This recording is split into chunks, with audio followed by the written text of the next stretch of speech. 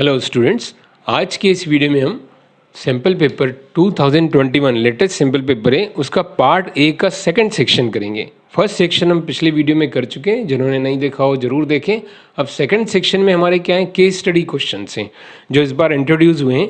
Case study problems means situational problems है। एक situation आपको दे दी जाएगी, उस सिचुएशन को समझ के उसके रिलेटेड क्वेश्चन नीचे आपको दिए जाएंगे, वो सॉल्व करने हैं। और इसमें आपको एमसीक्यू क्वेश्चन मिलेंगे हर सिचुएशन के लिए।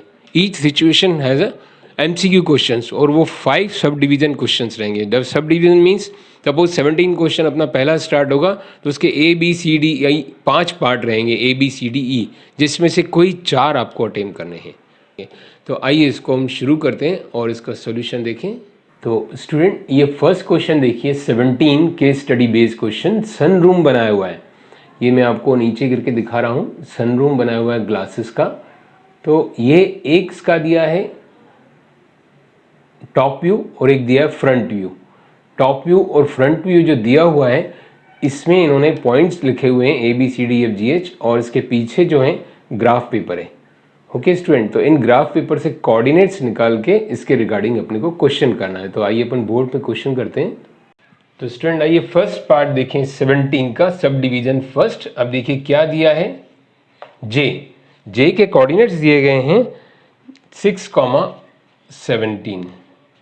ओके स्टूडेंट, एंड आई के कोऑर्डिनेट दिए हैं 9,16। तो आपको क्या निकालना है, मिड पॉइंट। तो मिड पॉइंट कोऑर्डिनेट ज्योमेट्री के हिसाब से फॉर्मूला क्या होता है, x1 plus x2 upon 2 y1 plus y2 upon 2। Okay student, तो इसमें डायरेक्ट आप पुट कर सकते हैं 6 प्लस 9 अपॉन 2 17 प्लस 16 अपॉन 2। तो जिसको हम सॉल्व करेंगे तो 15 upon 2 and this is 33 upon 2। Okay student, तो ये आपका आ जाएगा 15 अपॉन 2 33 अपॉन 2, जो अपने ऑप्शन में दिया है थर्ड। तो हमारा जो सही आंसर क्या होगा, थर्ड ऑप्शन 15 अपॉन 2 33 अपॉन 2। तो स्टूडेंट यहाँ मैं बताना चाहूँगा कुछ क्वेश्चन केस स्टडी के ऐसे होते हैं जिसमें आपको केस स्टडी को समझने की ज़रूरत नहीं है, डायरेक्ट भी आप निकाल सकते हैं। और आप चाहें तो प्रैक्टिस के लिए देख सकते हैं बाद में कि कैसे कैसे क्या डायग्राम दिए हुए हैं, कैसे सॉल्व करना है। बट कुछ क्वेश्चन जिसमें आपका टाइम बच सकता है, direct you can find out the answer.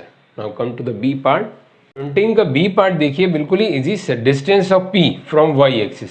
तो आप अगर डायग्राम में देखें, देखिए ध्यान से, डायग्राम में क्या दिया हुआ है कि आपका ग्राफ पेपर पीछे शो किया गया है। तो जो ग्राफ पेपर पीछे शो किया गया है, यहाँ मैं बना के दिखा रहा हूँ P पॉइंट Y एक्सिस से डिस्टेंस का मतलब है ये वाला डिस्टेंस, ये कितना होगा। तो आप उस ग्राफ में काउंट कर सकते हैं कितने छोटे छोटे बॉक्सेस हैं, 1 2 3 4 करके। अगर इसको आप काउंट करेंगे तो आ रहे हैं ये 1 2 3 4। तो 4 मतलब अपना पहला ऑप्शन है, तो इसका आंसर है 4। तो ये तो प्रैक्टिकल प्रॉब्लम है, आप उसमें काउंट कर सकते हैं कौन से कोऑर्डिनेट क्या पूछें। यहाँ से आप काउंट करके देखिए 1 2 3 4 डिस्टेंस आ रहा है अपने डायग्राम में। Same problem 17C, the distance between A and S। Question में आप देख सकते हैं distance between A and S पूछा है। तो आपके ऊपर उसके आपके जो क्वेश्चन के ऊपर आप देखेंगे तो दिया रेफर टू फ्रंट व्यू। तो उसका डायग्राम का फ्रंट व्यू देखिए, फ्रंट व्यू में A और S के बीच में कितने छोटे छोटे बॉक्सेस हैं। अगर आप ध्यान से काउंट करके देखें तो वो आ रहा है 16, जो हमारे थर्ड ऑप्शन में है 16। बिल्कुल सिंपल, आप उन बॉक्सेस को काउंट करिए। तो ये कोऑर्डिनेट, ये आपके कोऑर्डिनेट निकालने की जरूरत नहीं है, कोऑर्डिनेट से डिस्टेंस फार्मूला करेंगे तो टाइम लग जाएगा।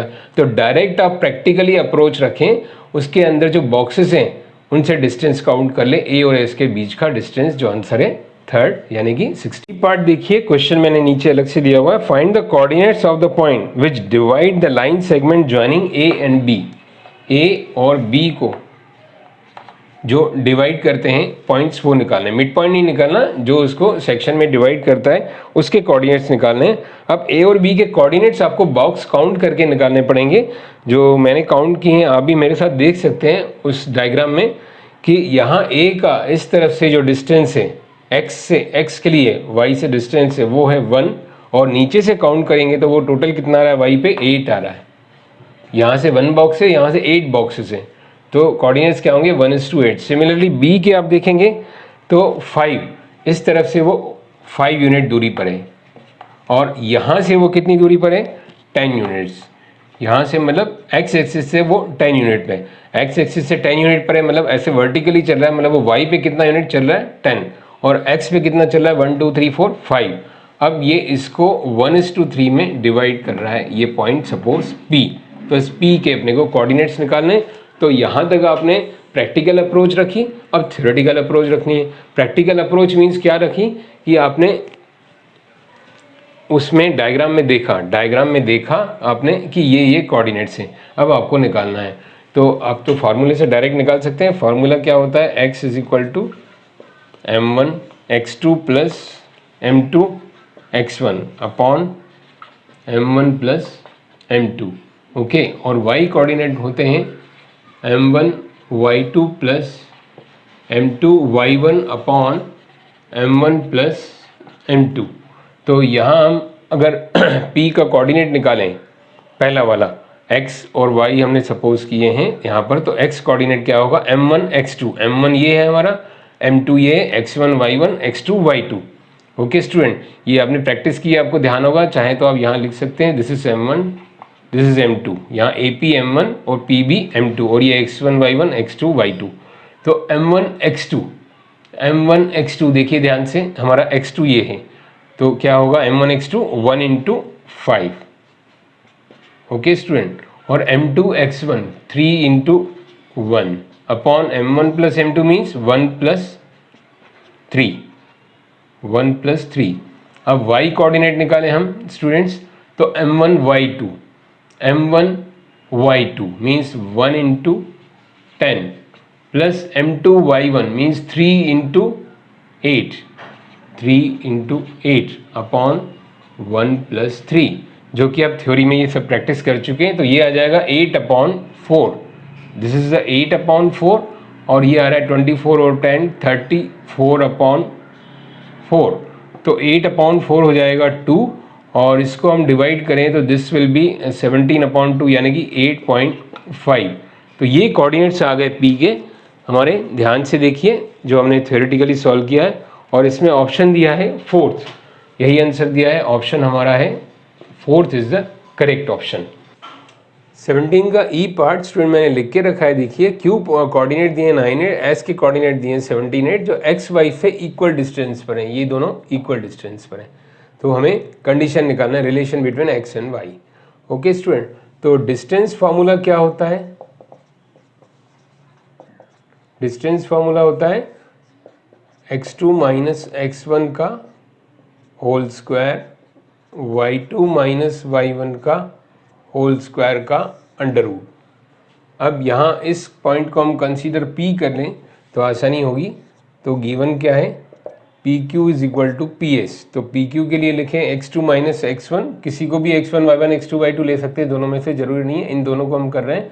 तो x minus A9 whole square plus y minus 8 whole square, ये हमने ले लिया PQ। देखिए स्टूडेंट, ठीक है, अब PS लें, x minus 17 whole square plus y minus 8 whole square under root. तो ये डिस्टेंस है तो अंडर रूट में आएगा।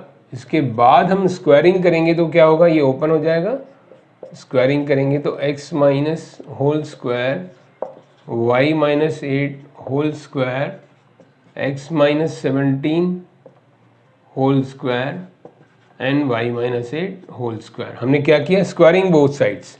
अब देखिए स्टूडेंट्स, इसको सॉल्व करने से पहले ही आप देखिए ये दोनों एक जैसे हैं तो उसको करने की जरूरत नहीं है, कैंसिल हो जाएंगे। इसको ओपन करें, a minus B whole square से a स्क्वायर 2ab 18x हो गया, 9 स्क्वायर क्या होगा 81, और ये a square minus 2ab means हो गया 34x प्लस ये हो गया 289, 17 का जो स्क्वायर होता है। ओके स्टूडेंट, यहाँ भी x स्क्वायर कैंसिल, हमारे लिए और इजी हो गया। इसको इधर लाएं तो minus 18x plus 34x, okay, इन सबको इधर लाएं, प्लस 81 माइनस 289, क्योंकि हमें कंडीशन बनानी है तो सबको एक तरफ लाके 0, तो देखिए स्टूडेंट, इसको हम सब्ट्रैक्ट करें तो 1834 दिस विल बी 16x, और ये माइनस में रहेगा, 3 में 7 गया, this is 8 and this is 208, it is coming 208। अब इसको सिंप्लीफाई करें और इसमें कॉमन क्या आ रहा है, 16 ले अगर तो यहाँ आएगा x, और 16 इंटू 16 3 या 48 and is coming 13 is equal to 0। अब ये नीचे जाके 0 हो जाएगा तो x माइनस 13 फाइनली क्या आएगा, 0। तो 16 will be go in the denominator, तो 0 अपॉन 16 0, तो this is our answer. x minus 13 is our answer and that is given option number 2। Option number 2 जो है ये हमारा आंसर है। Okay student, case study based question number 2, मतलब 18th question देखिए, scale factor and similarity. Okay, scale factor क्या होता है, नीचे देखिए formula, length of image upon corresponding length of the object. Similar triangle का जो ये समझाया गया है, ये आपके एनसीईआरटी में पेज नंबर 20 पे 120 पे दिया है, वो मैं आपको दिखा रहा हूँ अभी। पेज नंबर 120 सिमिलर ट्राइंगल की बुक, सिमिलर ट्राइंगल चैप्टर इस बुक में देखिए आपके एनसीईआरटी में, फर्स्ट लाइन देखिए, referred as a scale factor. ये स्केल फैक्टर को इस पेज पे बहुत अच्छे से समझाया गया है, अगर आप इस पेज को रीड करें एनसीईआरटी की बेसिक्स। और यहाँ नीचे देखिए, ये जो एक एक्टिविटी दर्शाई गई है, activity shown by the bulb, bulb से एक एक्टिविटी दर्शाई गई है जिसमें एक जो रेक्टेंगल है उसका नीचे इमेज बन रहा है, तो इन दोनों को सिमिलर शो किया गया है और इनके साइड्स आपस में प्रोपोर्शनल है, इसी पे बेस्ड ये क्वेश्चन है। आइए इसको देखें बोर्ड पे। सिमिलरिटी कॉन्सेप्ट समझाने के बाद केस स्टडी में देखिए फिर क्वेश्चन दिया गया है, ये दो शिप्स दिए गए, शिप्स मतलब एक ओरिजिनल शिप है जो पानी में दिखाया गया और एक मॉडल है, तो ये इसका सिमिलर फिगर है, इसके डायमेंशन इसके अकॉर्डिंगली लिए गए प्रोपोर्शनल, तो उसका आप क्वेश्चन अपन देखते हैं तो इसको आपको अच्छे से समझ में आएगा। आइए तो आइए 18 का एक क्वेश्चन देखें, इसमें दो चीज़ों को कंपेयर किया गया है, एक तो बोट और इसका मॉडल। ओके स्टूडेंट, इसकी जो विड्थ दी हुई है, बोट की एक्चुअल विड्थ मैं लिख रहा हूँ शॉर्ट में, ये 60 सेंटीमीटर, और इसकी विड्थ हमको निकालनी है, और स्केल फैक्टर जो दिया हुआ है वो कितना है, देखिए स्केल फैक्टर का मतलब सीधा सीधा comparison, that is given 4, scale factor is 4। अब स्केल फैक्टर क्या होता है, इज इक्वल टू जो मैंने पहले बताया, लेंथ ऑफ जो उसकी इमेज की विड्थ को हम x सपोज कर लें इसको, अपॉन जो एक्चुअल है इसकी डायमेंशन वो कितनी है 60, जो भी है विड्थ की बात कर रहे हैं या लेंथ की बात कर रहे हैं, तो width of model upon width of the board, actual board is equal to scale factor. Width of जो उसकी इमेजिनेशन यानी कि जो हमने मॉडल बनाया है और जो एक्चुअल बोर्ड, तो इसको हम सॉल्व करेंगे स्टूडेंट, तो सीधा सीधा आ जाएगा x is equal to 60 upon 4 यानी कि 15 सेंटीमीटर। तो मतलब आंसर क्या आ गया मॉडल का 15 सेंटीमीटर, जो कि दिया हुआ है third option is correct.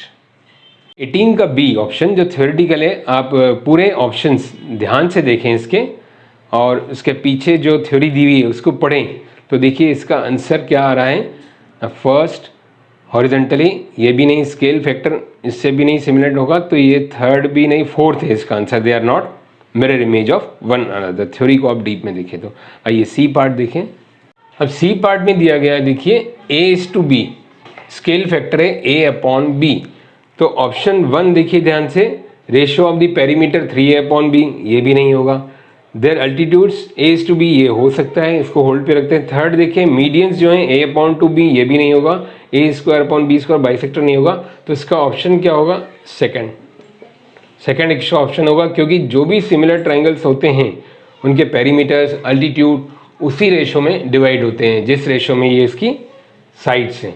Okay, जो इसके स्केल फैक्टर का मतलब साइड्स हैं, ये दो ट्राइंगल हैं, ये A:B में है। ओके, तो इनके अल्टीट्यूड्स हुए, पेरीमीटर हुए, वो भी किस में होंगे, A:B में ही डिवाइड होंगे। स्टूडेंट 18 का डी देखिए, इसमें ट्री मैंने साइड में क्वेश्चन पेपर भी लगा रखा है और उनके डायग्राम यहाँ बना रखे हैं। एक ट्री है उसकी शेडो है और एक स्टिक है उसकी शेडो है। एट द सेम टाइम, इसमें आप इंपॉर्टेंट वर्ड नोट कीजिए, at the same time means जो एंगल ऑफ एलिवेशन यहाँ पर सन का रहेगा वो सेम रहेगा दोनों के लिए। तो ये दो एंगल्स इक्वल और ये दोनों 90 डिग्री है।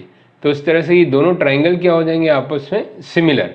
तो जो स्केल फैक्टर हमने पढ़ा है इनका कि प्रोपोर्शनल साइड्स इक्वल होंगी, स्केल फैक्टर जो हमने अभी पढ़ा प्रैक्टिकल क्वेश्चन में दिया हुआ था कि इनके जो डायमेंशंस आपस में प्रोपोर्शनल होंगे, तो हम डायरेक्टली लिख सकते हैं कि इसकी हाइट ट्री की 12.5 अपॉन स्टिक की हाइट 5।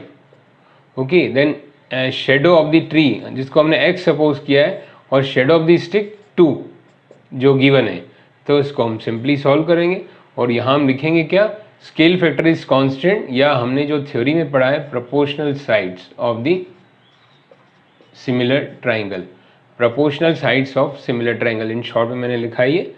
तो x इज इक्वल टू क्या हो जाएगा, देखिए स्टूडेंट 12.5 इंटू 2 अपॉन 5। ओके, तो x आ जाएगा ये 25, 5 से कैंसिल होके 25 upon 5, so x is equal to 5। x is equal to 5 हमारा आंसर है, जो कि ऑप्शन कौन सा है, ऑप्शन नंबर 4। स्टूडेंट ये ई पार्ट में देख सकते हैं आप, डायग्राम भी साइड में बनाए, मैं आपको दिखा रहा हूँ, ये स्क्वायर है, ये स्क्वायर है, इसको कंपेयर किया गया है। तो ये जो साइड्स हैं इस तरफ की, ये देखिए 2 पार्ट्स में डिवाइडेड है, ये टोटल इसकी लेंथ 6 है और 12 है, तो ये 6 में डिवाइडेड है, तो मतलब सभी साइड इसी रेशो में ही होंगी। तो ये इसकी भी लेंथ 12 है, तो ये कितना होगा, 6 होगा, क्योंकि आप देख सकते हैं बाकी साइड्स भी किस रेशो में डिवाइड है, 1/2। इनका स्केल फैक्टर आप देखें तो 6 और टोटल ये मिड पॉइंट दिया हुआ है इसका, और ये 6 और ये 12 डायग्राम में आप देखिए, तो ये भी उसी रेशो में होंगी। अगर ये 12 दिया गया है तो ये कितना होगा, 6, तो हमारा ऑप्शन क्या आएगा, 3rd यानी कि 6 मीटर। इनको कंपेयर किया गया। तो यहाँ मैं एक बात और बता दूं स्टूडेंट, हमने पूरे ऑप्शन अटेम्प्ट किए हैं आपको समझाने के लिए, बट एग्जाम में आपको एनी 4 अटेम्प्ट करने हैं, कोई 4।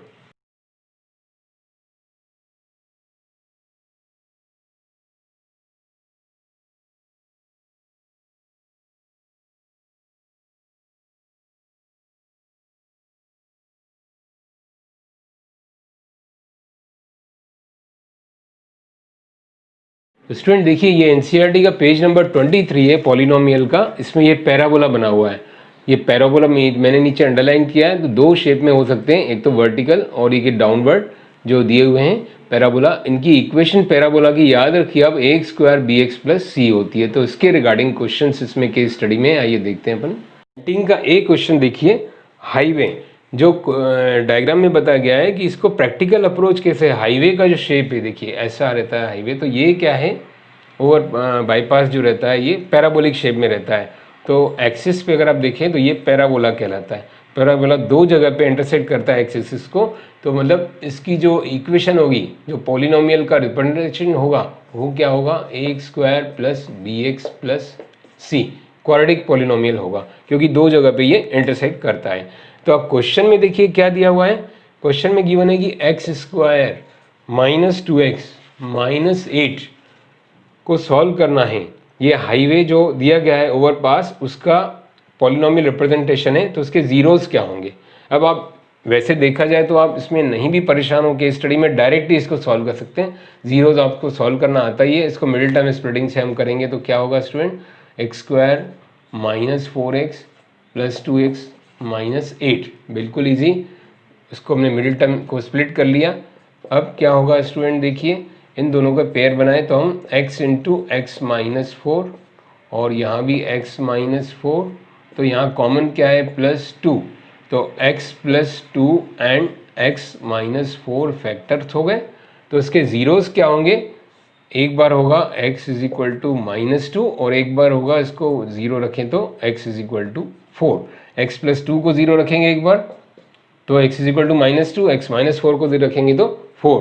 तो हमारे आंसर्स क्या हो जाएंगे यहाँ, 4 एंड -2, -2 या 4 या, क्योंकि दोनों x हैं तो हम कोई भी पहले लिखें जो जैसा ऑप्शन में दिया हुआ है 4 - 2, तो ये ऑप्शन कौन सा है, second option, this is our answer. But again theoretical question देखिए, the highway overpass represent the graphically, the zeros of the polynomial can be expressed graphically, the number of zeros is equal to the number of points। मतलब number of zeros आपने देखा होगा, बहुत सारे questions किए हुए हैं आपने जो स्टार्टिंग के एक्सरसाइज के एग्जांपल के, फर्स्ट एक्सरसाइज के भी। तो नंबर ऑफ जीरोज किससे डिसाइड होते हैं, जितनी बार वो एक्स एक्सिस पे काटता है। तो हमारा ऑप्शन क्या होगा, first, intersect at the x axis. ये भी देखिए graph of the quadratic polynomial. अभी मैंने आपको बताया क्वाड्रेटिक पॉलिनोमियल मतलब x square plus b x plus c, x square b x plus c, तो दो जगह पे काटता है, तो मतलब दो जगह पे काटता है, तो इस शेप को हम बोलते हैं पैराबोला। तो ये शेप पैराबोला कहलाता है। जो हायर क्लास में इसका और भी आप देखेंगे कॉन्सेप्ट, तो पैराबोला शेप एक होता है स्ट्रेट लाइन जो कि एक ही बार काटता है, और पैराबोला दो जगह पे काटता है, तो इसकी डिग्री 2 हो गई। तो ये दिया हुआ है option third, parabola, third option is correct. E part पे आते हैं, अगेन न्यूमेरिकल क्वेश्चन, बिल्कुल इजी आपके लिए। अब केस स्टडी के रिगार्डिंग ही दिए हुए हैं, बट क्वेश्चन बहुत इजी है। देखिए, the representation of the highway underpass अब 1 0 इज 6।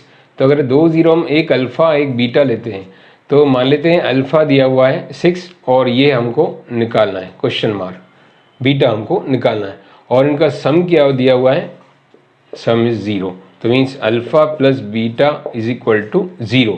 तो एक 6 है, तो दूसरा क्या होगा -6। बिल्कुल इजी, उनका सम 0 दिया हुआ, एक अल्फा एक beta, alpha plus beta is equal to 0, तो beta is equal to -6। Student हमको निकालना क्या है, ये इसका रिप्रेजेंटेशन। अगर ऐसे ऐसे जीरोस दिए तो उसको रिप्रेजेंट कैसे करेंगे, तो रिप्रेजेंट करने के लिए क्या होता है, x square minus some of the zeros into x plus product of the zeros. ये इसका फॉर्मूला होता है अगर आपको सम एंड प्रोडक्ट दिया है। तो एक्स स्क्वायर माइनस सम, इसका सम कितना है 0, तो 0 into x plus product. Product means क्या हुआ, एक अल्फा है 6 और बीटा आ गया हमारा -6, यहाँ लिख देंगे -6। तो 6 6 जा 36, -36। तो फाइनली ये हो जाएगा x square minus 36। This is our answer, x square minus 36, option number 2 is our answer. फिर से ध्यान से देखिए, अल्फा गिवन था, बीटा गिवन नहीं था, तो हमने बीटा निकाला -6 इस रिलेशन से, sum of the zeros is equal to given. Then इसको रिप्रेजेंट कैसे करते हैं, x square minus sum into x plus product. तो सम 0 और प्रोडक्ट हमारा -6 इंटू 6 -36। तो ये हमारा आंसर है। ये पार्ट बहुत ही इंपॉर्टेंट है, देखिए कॉन्सेप्चुअल है ये। इसमें आपको एक कॉन्सेप्ट समझने को मिलता है कि गिवन है कि P X is equal to, P X is given X -2 whole square plus 4। अब ये बोल रहा है कि x -2 होल स्क्वायर प्लस 4, इसके नंबर ऑफ जीरोस क्या होंगे। तो आपको ये डिसाइड नहीं करना है कि यहाँ हमने 2 देखा, इसकी डिग्री आएगी 2, क्योंकि आप कॉन्सेप्ट डीप में देखें तो जरूरी नहीं है जितनी डिग्री हो उतने ही हो।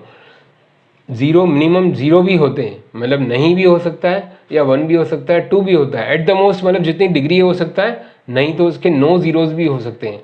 देखिए इसको हम अगर सॉल्व करें तो X square -4x plus 4 plus 4, इसको हमने सॉल्व किया a minus B whole square से, तो ये आ गया X square a square -2ab plus B square plus this, तो एक्स स्क्वायर -4x प्लस 8। अब ये जो पॉलिनोमियल है इसको हम सॉल्व नहीं कर सकते, इसके जीरोस नहीं निकाल सकते।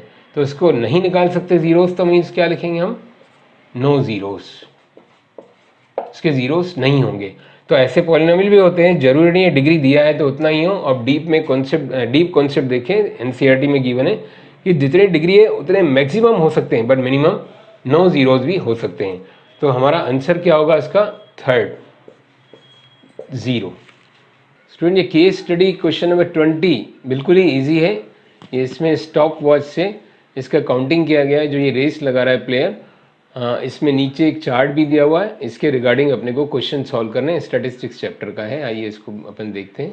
20th क्वेश्चन, तो मैंने डेटास पहले लिख लिए, अपना टाइम ना वेस्ट हो। यहाँ भी दिया हुआ है एक, देखिए ये जो रेस है उसके बारे में बताया गया है कि this is the time in seconds कि 0 to 20, और ये number of student 0 to 20 second में इतने स्टूडेंट ने कवर किया, 20 to 40 सेकंड में इतने ने किया, 40 to 60 में इतने स्टूडेंट ने कवर किया, 60 to 80 सेकंड में, इसका मतलब समझिए आप 80 to 100 सेकंड में 3 स्टूडेंट ने कवर किया, जो टारगेट था रेस का। अब इसका फर्स्ट पार्ट क्या बोल रहा है कि estimate the mean, estimate the mean taken by the student. तो मीन निकालना है तो बिल्कुल ईजी है आपको। जो फर्स्ट डायरेक्ट मेथड है इसका हम पहले क्या निकालें, एक्स आई, और इसको हम बोलते हैं एफ आई फ्रिक्वेंसी, और ये क्या है हमारे क्लास इंटरवल।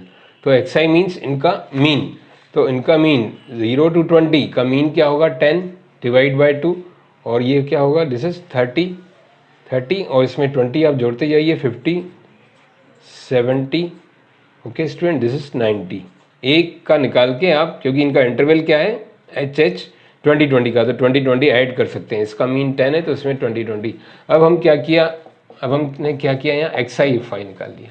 XI/FI मीन्स बिल्कुल easy, 10 × 8 80, this is 300 and this is 650 and this is 420 and this is 270। अब हमें क्या निकालना है, sigma XI and FI। Sigma means in सबका समीशन, तो इनका समीशन हम करके देखें तो this is coming 0 and 8 5 13 and 9 7, this is 2 and it's coming the 1720। और x बार, हाँ x बार से पहले ये फ्रीक्वेंसी भी ऐड अप कर लें, तो frequency 18 and 13 16 19 and 20, this is coming, जो टोटल फ्रीक्वेंसी आ रही है 40। ओके, तो हमारा फार्मूला क्या होता है, x bar is equal to sigma XI/FI upon sigma FI, sigma XI/FI upon sigma FI।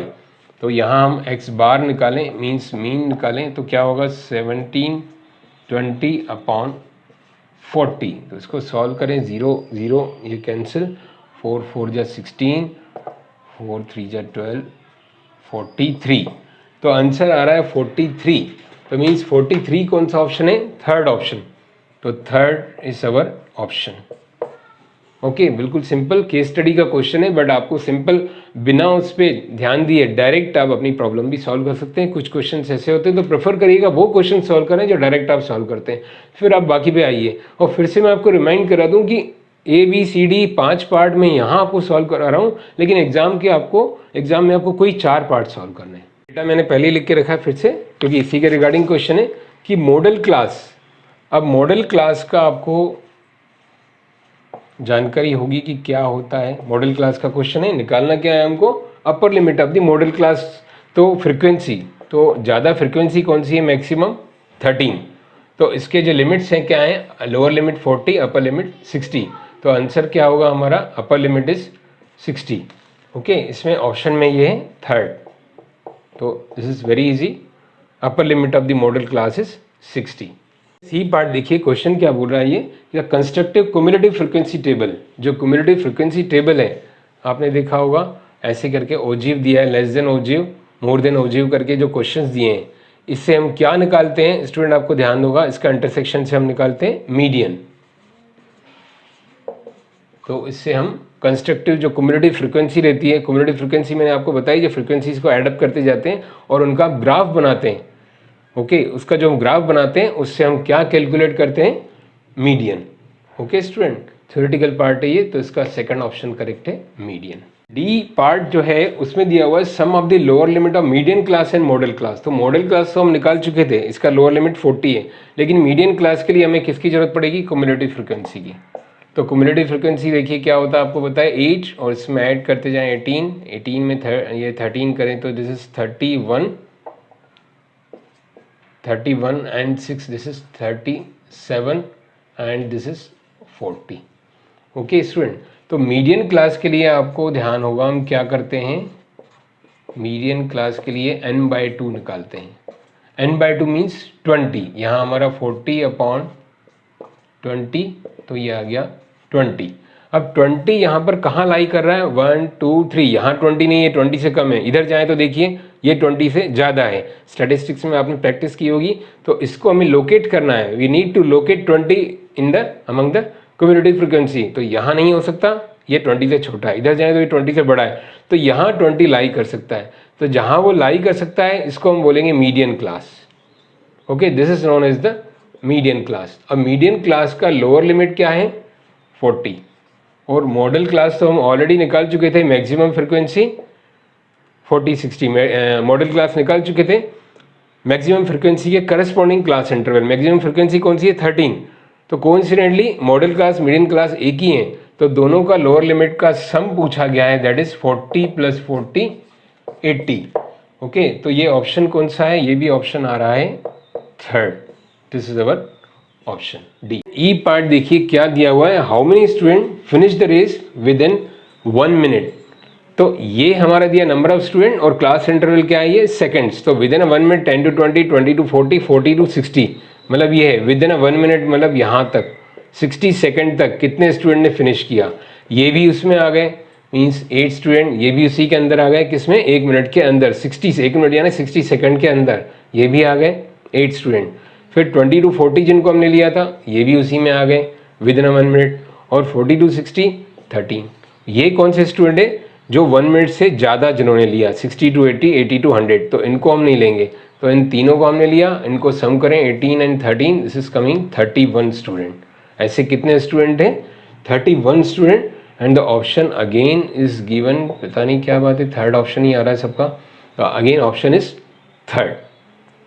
Okay student, तो यहाँ ई पार्ट फिनिश कर रहे हैं अपन, और मैं फिर से आपको ध्यान दिला दूं student, you need to attempt only the 4 parts, 4 sub parts A B C D E. हम क्या कर रहे हैं देखिए, ए बी सी डी ई, तो इनमें से जो 4 आपको आते हैं वो करने हैं, और हर एक का 1 मार्क के, तो 4 मार्क्स मिलेंगे आपको एक क्वेश्चन में। हर क्वेश्चन के साथ आपको 5 MCQ दिए हैं, जिसमें से कोई 4 जो इजी लगे, जिसमें कम टाइम लगे, वो आपको सॉल्व करना है। तो पहले आप करने से पहले स्टूडेंट, पहले जो भी आप क्वेश्चन कर रहे हैं उसको आप रीड करिएगा अच्छे से सिचुएशन को, और हर प्रॉब्लम को ABCDE को देखिएगा, कौन सी आपको इजी लगती है और कौन सी जल्दी से फिनिश होती है, उसको आप सॉल्व करना, जिसमें आपको ज़्यादा स्ट्रेस ना लेना पड़े। ओके स्टूडेंट, तो थोड़ा प्रेजेंस ऑफ माइंड से काम चलाना आप लोग, तो बिल्कुल ही इजी पोर्शन ये इंट्रोड्यूस किया है और बहुत ही इंटरेस्टिंग है। Please like, share and subscribe to our YouTube channel.